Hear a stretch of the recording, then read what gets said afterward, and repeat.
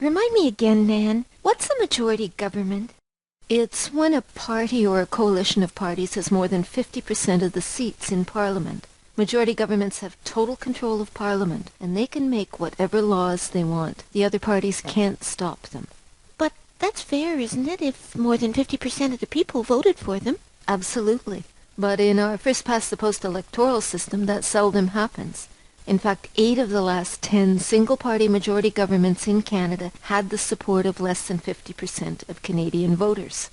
Oh, right, because votes for losing candidates get discarded and just forgotten at the riding level. We talked about those phony majorities in our last video. We did. I don't like the idea of phony majority governments, but my friend Johnny says that if there isn't a majority government, the other parties won't want to cooperate with the government, and nothing will get accomplished. Well, that depends on Parliament's attitude, doesn't it? Did you know that 2 of the things Canadians are most proud of, our Canada Pension Plan and our Medicare program, were made into law by governing parties that didn't have a majority of the seats? Wow. So coalition governments where parties cooperate with each other have worked well in Canada? They have. But the 2 big parties really don't like or want coalition governments. They believe Canada needs strong majority governments. But, Nan, how can they be so sure? It's the proportional representation countries that have introduced pharmacare and daycare programs and stronger regulations to protect workers and the environment, and lots of other things that reduce inequality. True. And you know, there are more women in politics in proportional representation countries. I think that's because the parliaments are more cooperative, don't you?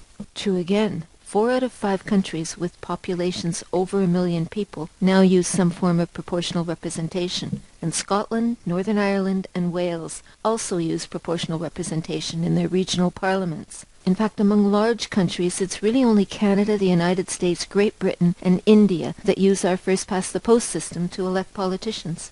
It really is time we changed, isn't it, Nan? It is, and that's why we're proposing a referendum attached to the next election with the following choice. I want to continue with our current electoral system, or I want to change to a proportional representation system.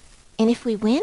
Well, then the newly elected government would research and select the proportional representation system that best suits us in time for the next election. So to make this happen, we need to start talking about this now, don't we? We do.